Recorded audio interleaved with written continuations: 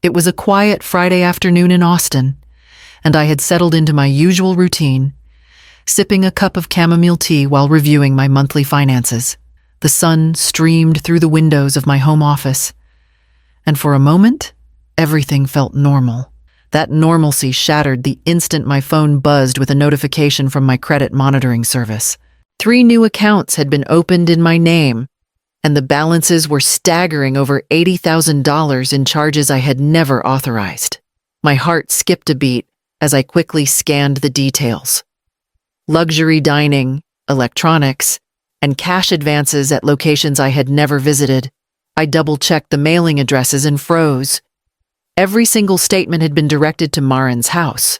A cold realization settled in. This wasn't random fraud. Whoever was behind it had access to my personal information and had gone out of their way to hide it from me. Small charges I had ignored earlier, an extra grocery order here, a minor online purchase there, suddenly made sense. They were breadcrumbs leading to something much larger. I took a deep breath and reminded myself that panic would not solve anything.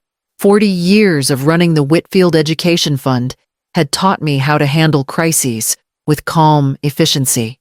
I would investigate quietly, gather all the evidence, and secure my finances before letting anyone else in the family know.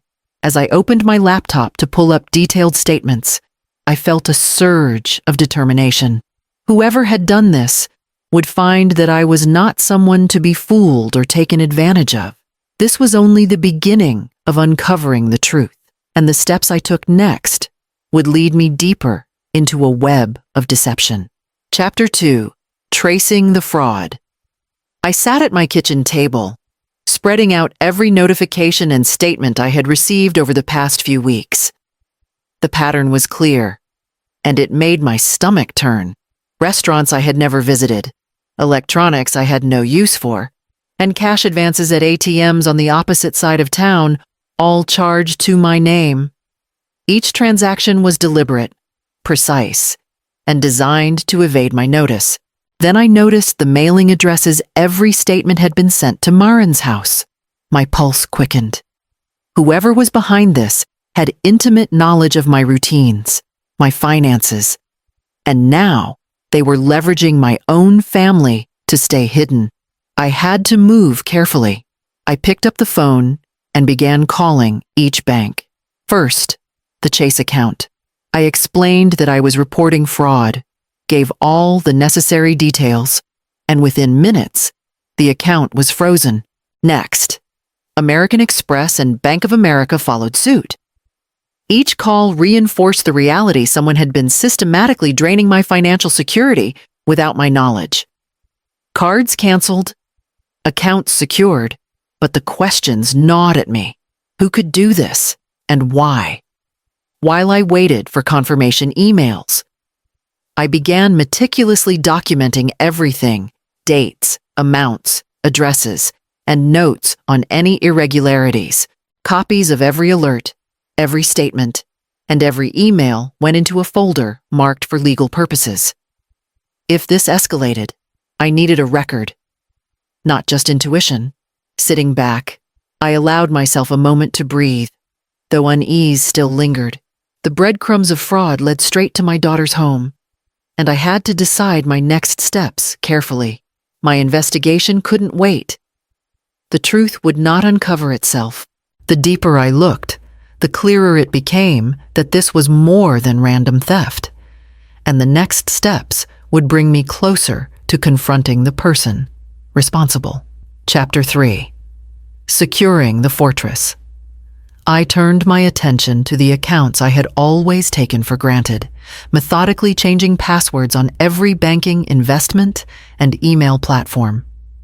Each new combination was complex, unique, and designed to lock out anyone who might have had unauthorized access. It was tedious work, but necessary. One small oversight could undo everything I had accomplished. Once the accounts were secured, I reached for the phone to call my attorney, Daniel Whitaker. I explained the situation in detail: the fraudulent accounts, the suspicious charges, and the mail being diverted to Marin's house. I asked him to document everything officially. If this escalated into a legal battle, I needed every precaution in place. Daniel's calm voice reassured me that the steps we were taking would create a clear record, strengthening any case that might emerge. With the digital and legal barriers in place, I turned to the evidence I had begun to compile over the previous hours. Each statement, each email, and each transaction was meticulously recorded and organized. It was like piecing together a puzzle. Small victories appeared in the form of frozen accounts and canceled cards. No new charges went through. And I felt a measure of control return, even as the larger threat remained unknown. I also made notes on what I still needed: dates of unusual mail deliveries, times of suspicious online activity, and any interactions Maren or Colin had that might provide insight. I had to be methodical, patient, and deliberate. This wasn't just about money. It was about trust and protecting my family from manipulation I hadn't anticipated. By the time I leaned back in my chair, I felt the first real sense of progress since the alerts arrived. I had built a fortress around my finances, a barrier that would buy me the time and clarity needed to uncover the person behind the deception. With accounts secured and evidence meticulously documented, I knew the next step would force me to confront the people closest to me. And the truth waiting on the other side promised to be far more complicated than I could have imagined. The sharp sound of the front door slamming jolted me from my work. I set my laptop aside just as Maren appeared in the doorway, her scrubs rumpled from a long shift, eyes blazing with anger. "Mom, why did you lock the credit accounts?" "Colin is furious," she shouted, her voice echoing through the quiet house. I remained seated, letting the initial rush of emotion settle before responding. Her fury was intense, but there was something beneath it, an influence that wasn't entirely her own. Colin had framed the restrictions as an insult, twisting her concern for our family into blame. I had seen this before, in colleagues and friends who had been manipulated by someone they trusted. "Which accounts are you referring to, Maren?" I asked calmly, keeping my tone even. She stepped forward, pointing a finger at me, insisting the locks were unjust. "The cards for groceries, bills, everything." "Why would you do this without telling me?" I watched her closely, noting the tension in her posture, the flush of indignation. Carefully, I began to probe, asking about recent transactions and whether she had noticed anything unusual. Her eyes flickered with uncertainty for a fraction of a second before she masked it with frustration. That tiny hesitation was all I needed. I realized she had been fully caught in Colin's influence, her loyalty weaponized without her realizing it. The evidence of fraud was still locked in my records, unshared for now. I needed her to reveal what she knew without pushing too hard. I asked about any unexpected mail or calls from the banks, and she hesitated again. It became clear that trust and deception were colliding in this room, and I could see how easily a person could be misled when love and loyalty cloud judgment. Maren's anger was real, but it was directed at the wrong person, and I needed her to begin seeing the situation clearly. As I prepared to guide the conversation toward the truth, I knew the next steps would require patience and subtlety. The real challenge wasn't just uncovering fraud, it was confronting the manipulator hiding in plain sight and helping my daughter recognize the danger before it was too late. I gathered the stack of statements, printouts, and email alerts I had been compiling over the past few days and laid them carefully on the kitchen table. "Maren, look at these," I said, keeping my voice steady. 3 new accounts opened in my name, each with charges far beyond anything I authorized. Every statement was mailed to your house. Maren's eyes widened as she skimmed the papers. For a brief moment, doubt flickered across her face. I don't understand," she whispered. "Colin said he was just helping manage the accounts. He told me you had asked for assistance because technology confuses you sometimes. I let her words settle while keeping my tone even. Marin, the dates, the charges, the addresses, they all point to something deliberate. Helping doesn't explain why the accounts exist without my knowledge or consent. Does this look like assistance to you? She glanced back and forth between the papers, visibly struggling. I thought he was trying to protect us. To make things easier, she said, her voice shaking. The conflict in her eyes made my chest tighten. I could see how completely Colin had manipulated her loyalty, turning her trust into a shield for his deception. Helping someone doesn't involve forging signatures or diverting mail, I said calmly. It doesn't involve spending tens of thousands without authorization or hiding the evidence from me. The inconsistencies are everywhere. Look at these charges on electronics, the restaurants you haven't visited, the ATM withdrawals. How does that fit with his story? Marin's lips pressed together, and she looked down at the table, her defense faltering. I guess I didn't think about it that way, she admitted. I just trusted him. I reached out and gently placed a hand over hers. I know, Marin.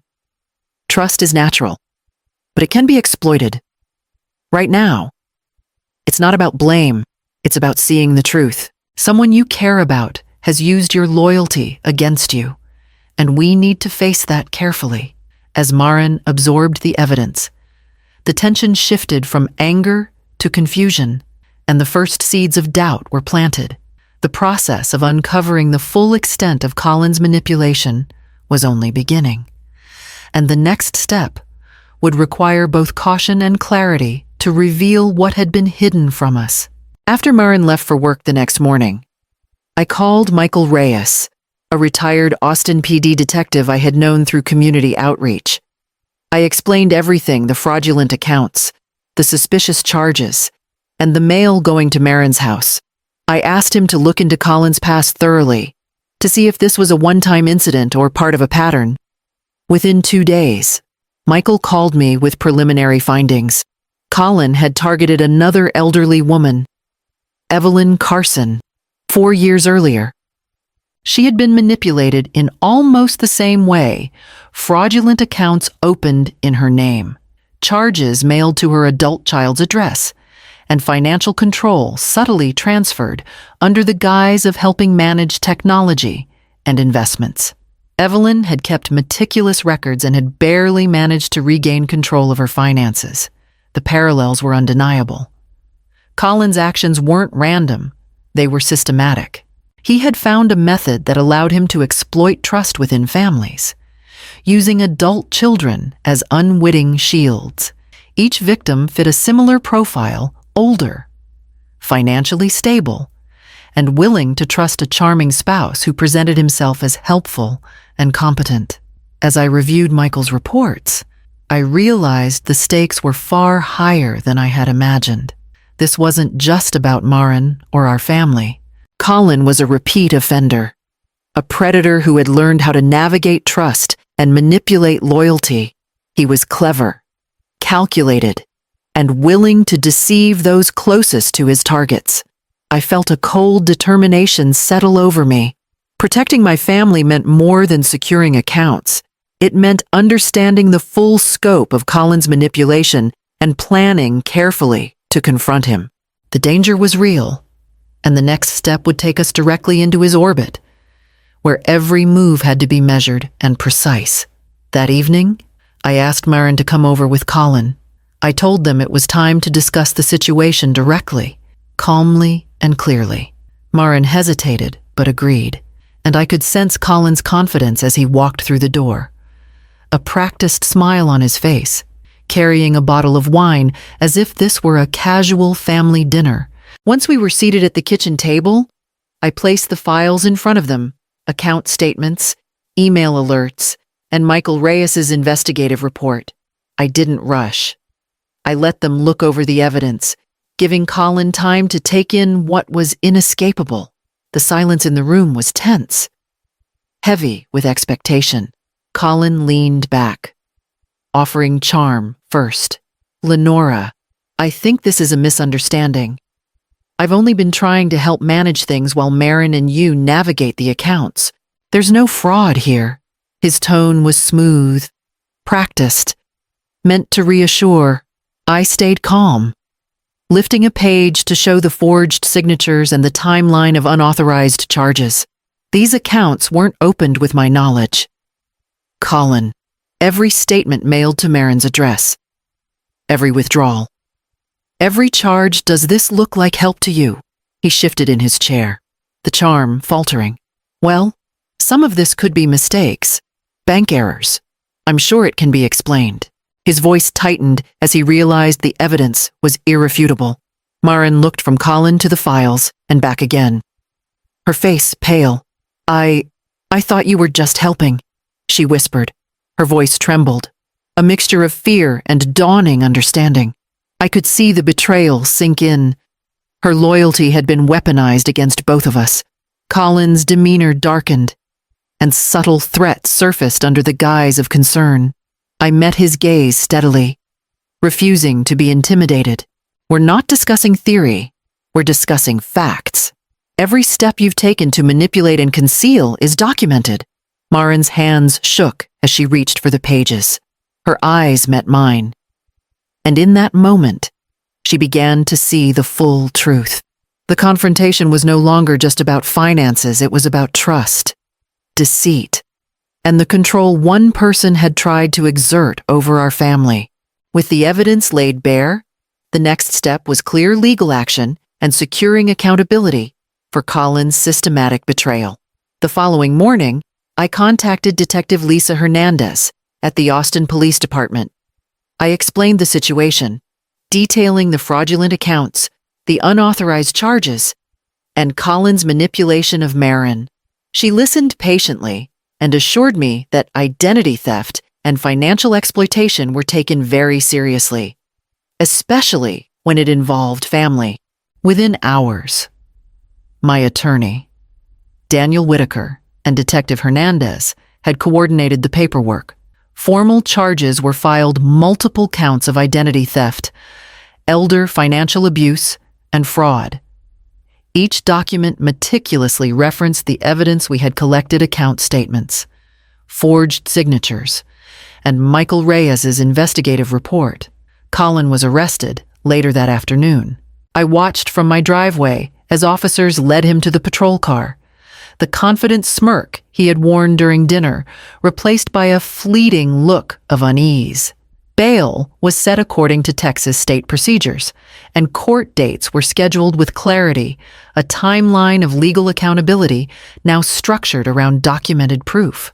Marin sat beside me during the process, her shoulders tense, but gradually relaxing as the reality of Colin's actions sank in. I didn't see it, she admitted quietly. I thought he was helping. I feel like I betrayed you. Mom, I reached out, taking her hands in mine. You were manipulated. Marin, your loyalty was used against us. But what matters is that we face it together now. We can fix this. The legal proceedings moved efficiently. Statements were submitted, and restitution calculations began, ensuring that the money Colin had siphoned would be returned. We followed every step closely, knowing that justice depended not only on evidence but also on our commitment to see the process through. Watching Colin's confident posture falter in the courtroom brought a small measure of satisfaction. He had relied on charm and deception for too long. But now the law was firmly on our side. The balance of accountability had shifted, and Marin began to understand the scope of the betrayal she had unwittingly shielded. With the legal foundation established and the first steps toward restitution underway, we could finally begin thinking about rebuilding trust, healing our family, and planning the steps needed to ensure this kind of deception could never happen again. The weeks following Colin's arrest were tense, but gradually, a fragile calm settled over our household. Marin temporarily moved back into her childhood bedroom, carrying the weight of guilt and confusion. She kept to a quiet routine, helping around the house and checking in regularly as we navigated the aftermath together. We began attending family therapy sessions, where Maren confronted the ways Colin had manipulated her trust and the ways she had unknowingly enabled his schemes. Each conversation was uncomfortable but necessary, and I guided her gently, helping her see that her loyalty had been weaponized without her realizing it. We discussed boundaries, consent, and the importance of recognizing red flags in relationships, not just with romantic partners, but with anyone who might exploit trust. At home, we worked through daily routines with new mindfulness.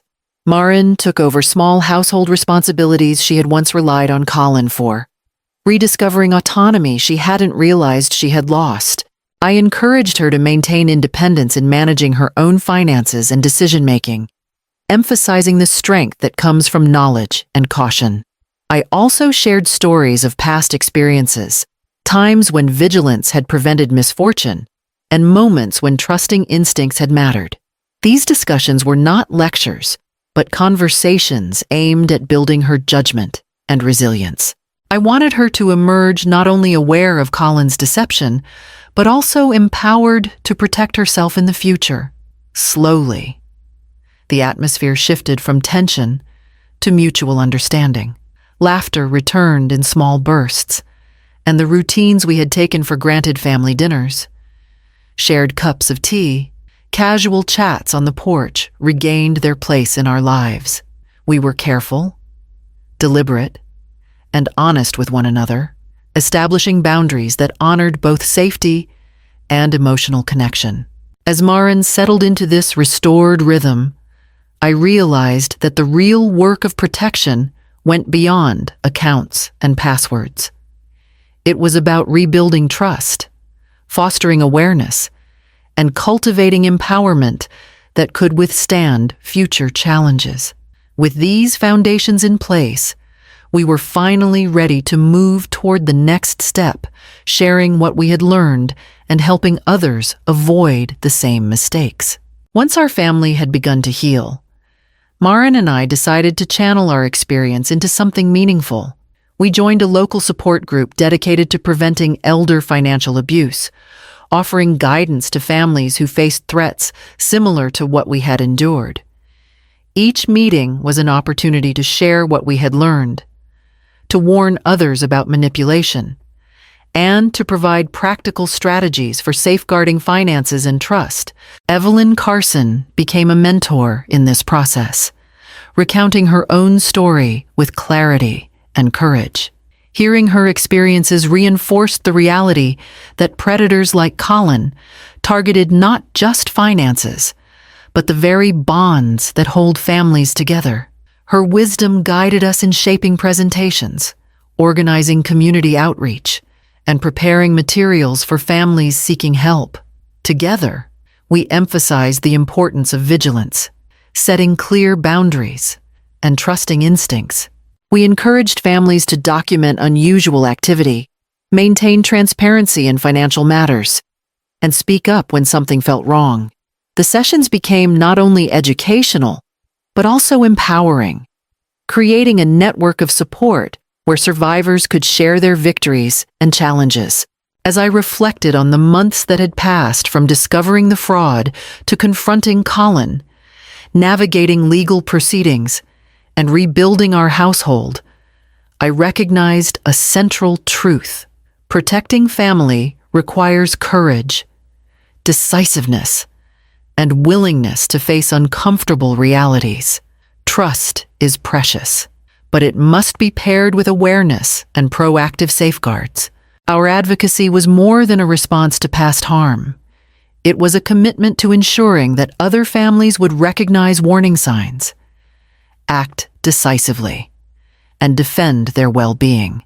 Maren's transformation was evident. She spoke with authority and empathy, sharing lessons born from personal experience. The work we began with the support group marked a new chapter in our lives, one defined by resilience, awareness, and purposeful action. Every story we shared, every strategy we taught, reinforced the lesson that safeguarding what matters most requires both vigilance and courage.